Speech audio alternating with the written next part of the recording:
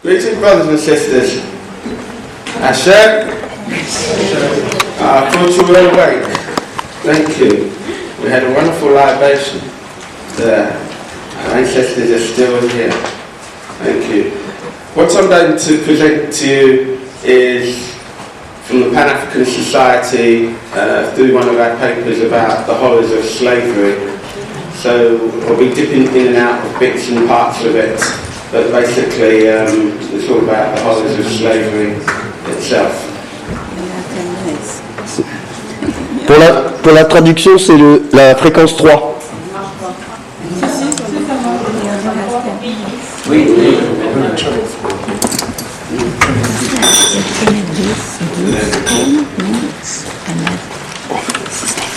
Oh, yeah.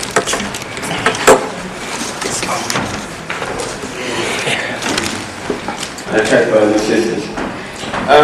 The horrors of slavery, I would say, it's a form of terrorism really against us, which has been perpetrated over the decades of slavery. And slavery hasn't really changed.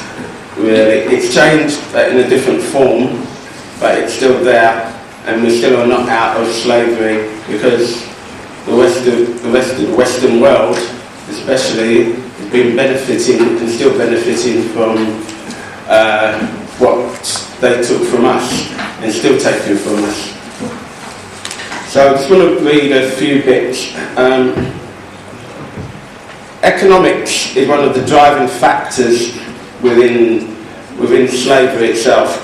So the imperialist system of chattel slavery was motivated primarily by economic factors rather than the rancid brand of anti-Africanism and racism, which followed in its wake. History confirms that European imperialism tried to enslave the American Indians. So let's get my glasses.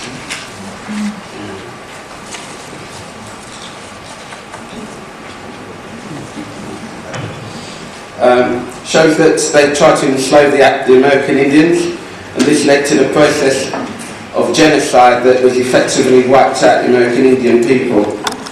Having wiped out American Indians, it imported European indentured servants.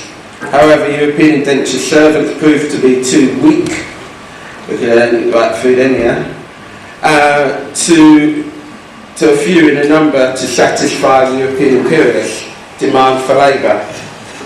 Anti-Africanism was therefore not the primary factor, because it was only after the failure to enslave non-African people that the imperialists turned to the systematic theft and compulsory deportation of African people in an attempt to justify their lust for profit. The main reason for the violent ill treatment of enslaved people is generally to enforce their conformity to the unjust system that steals their labour together with the rest of their material and immaterial wealth. Enslaved people are subjected to acts of wickedness in order to destroy and crush any ideas that may harbour about resisting their plight and taking back the wealth that is rightfully theirs, which is what we have the right to do, which they took away from us.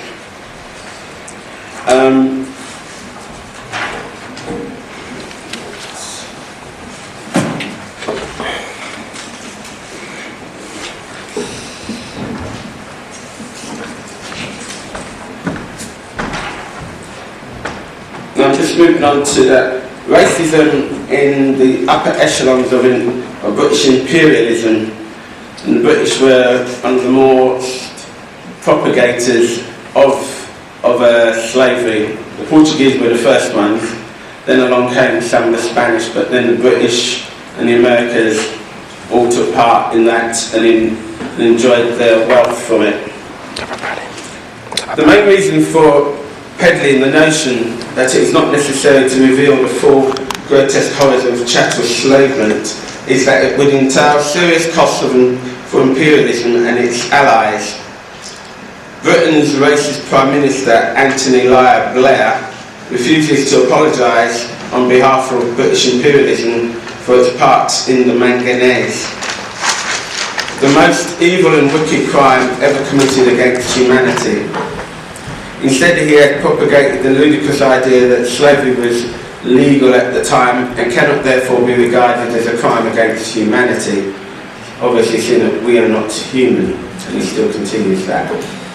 More recently, he made the concession that if slavery happened now, it would be a crime against humanity.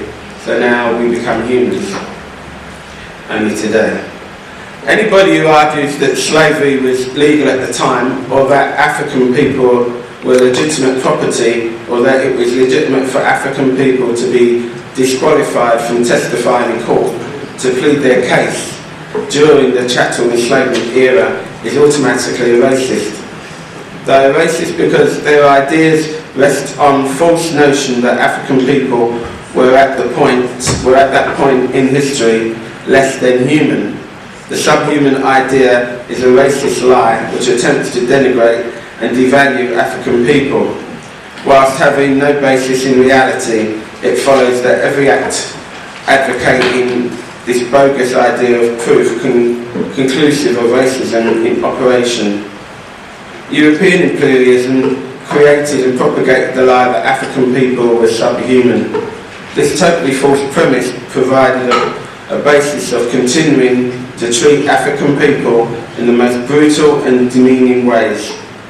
If they were subhuman, African people would be regarded as property, and owners of property had the right to do whatever they wanted with it. This attitude was advocated by imperialism's legal systems, which supported the bogus lie that African people were property rather than human beings. When an African person was murdered by a European, it frequently happened.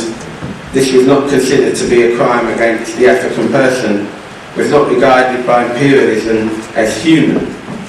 Therefore, African people were not even permitted to testify in court again because they were not regarded by imperialism as human. Part of the reason for treating African people in this obscene way was to convince them both and others that they were subhuman. This false premise laid the foundation in the minds of imperialists and their families and their allies for their racist beliefs and practices. These racist practices continue today. For instance, African people are heavily overrepresented in areas of educational, underachievement, mental health institutions, unemployment rates and prison occupancy. Worse still, African people are regularly murdered in police prison and mental hospital custody. Nobody is never imprisoned for these murders. As at the basis of these failures to expedite justice in the bogus racist belief that African people are subhuman. After all, if a pigeon is killed, there's no reason why there should be a requirement that the killer be jailed. So as we can see, that the imperialists never thought us as human when they were going in to come and steal us. Still do not see us as human as well to this day, because they do not want to recognise slavery really, recognise what they've actually taken from us and what they've benefited from, which they're still benefiting from today, really. So it is important for a day that we have today. Some of you probably are aware of some of the what they call the oppressions of particularly our African women on these ships and during slavery. I'm going to read to you some bits of that which was happening to our sisters. And our sisters, in fact, suffered triple oppression, not only the gender, also the nation and the class oppression.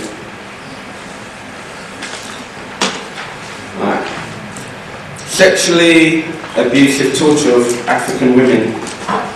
The deadly journey across the sea had so viciously brutalised their wounds that after landing, African women were usually sterile for a period of 2 years. Perhaps this mutilation of their reproductive capacity contributed to the failure of the enslavers to regard African women as genital sex. There seems to have been no limit to the severity level of torture that African women were forced to endure. Some African women are known to have been savagely burnt alive, whilst others were deliberately inculcated with smallpox to ensure a slow, painful death. Imperialism ensured that African women were regularly subjugated to being publicly stripped, naked, beaten and mutilated.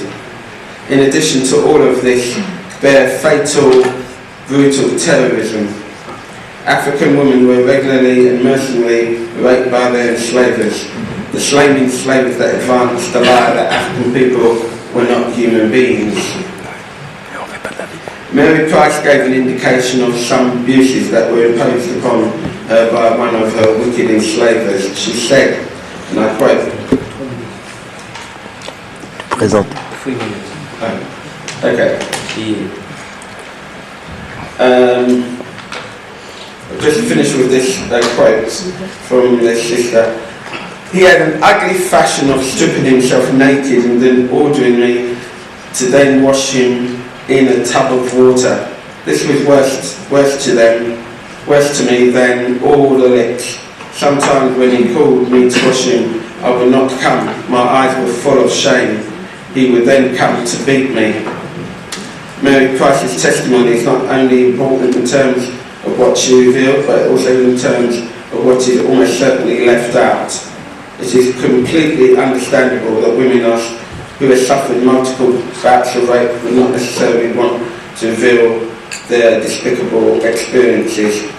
It's quite equally understandable that a rape victim might not want the full extent of the horrors carried out to her to be published and dispersed in the general public. Thank you.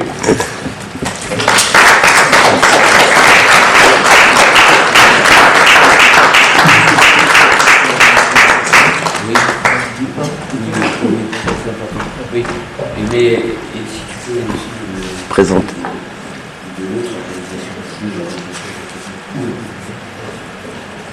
Yes, warmest greetings, sisters and brothers. My name is Omowale. I'm a member of the Pan-Afrikan Society Community Forum.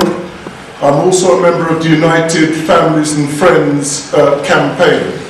The United Family and Friends campaign is a campaign which fights to assist the families of African people and other oppressed people whose loved ones have been murdered by the British police inside the British mental institutions and also inside the prisons and increasingly inside the immigration deportation centres where they are killing our people, murdering our people en masse. Just to give you an idea of what the Pan-Afrikan Society Community Forum does, we're based in London, mostly in the southern part of London. We hold regular educational workshops. The purpose of these workshops is to raise the consciousness of our people in preparation for taking charge of our destiny. In addition to that, like some of the comrades that have gone before us, we organize major events. We will be organizing a major event for African Liberation Day. African Liberation Day is the 25th of May every year, as I'm sure everybody here knows already. We also organize for Marcus Garvey African Family Day on Marcus Garvey's birthday on the 17th of August each year. We also organise for Nkrumah, on Kwame Nkrumah's birthday, which is officially the 21st of September each year. And we do a number of major organisations in order to attract our people into into organisation. We are also, the third part of what we do is around campaigning. So we campaign.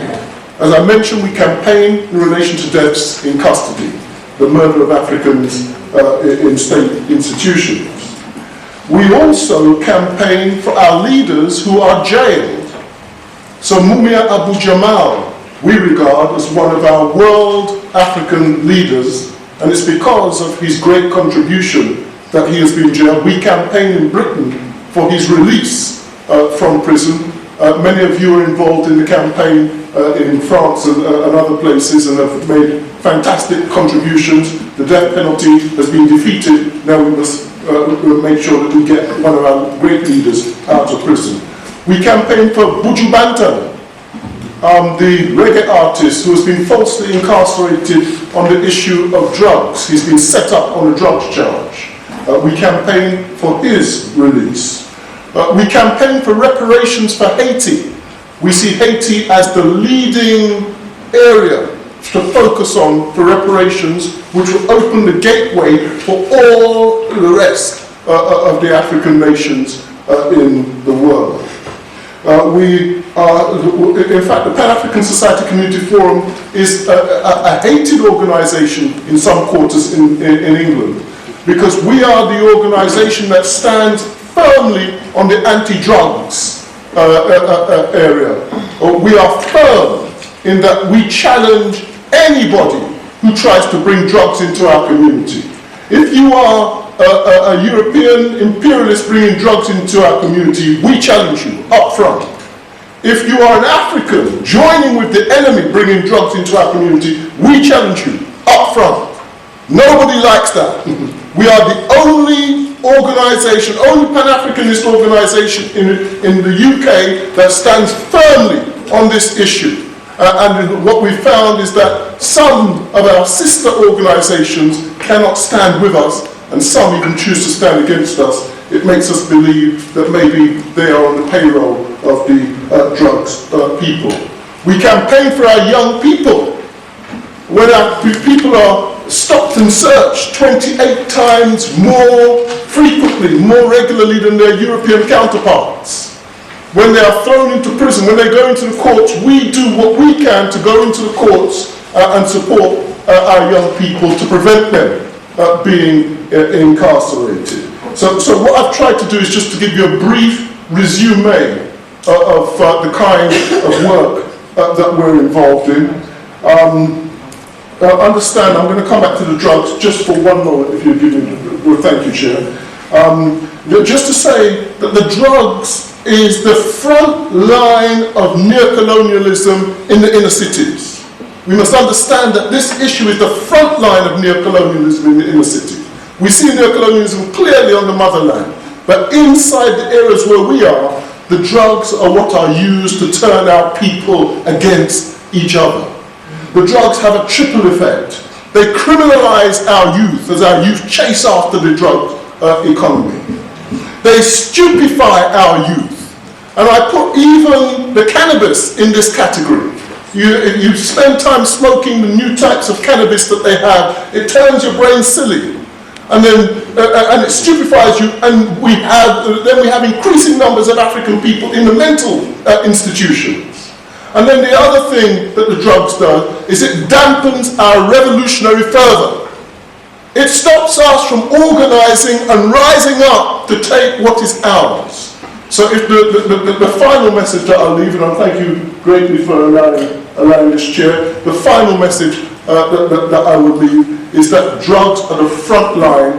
If you want to know more about us, www.pascf.org.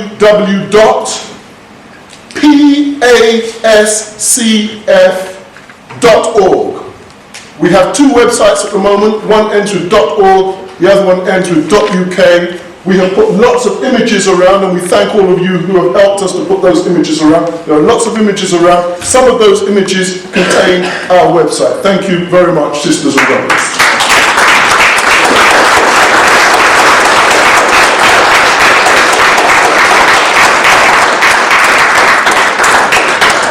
Merci beaucoup Oxalando et Ru Pert, et notamment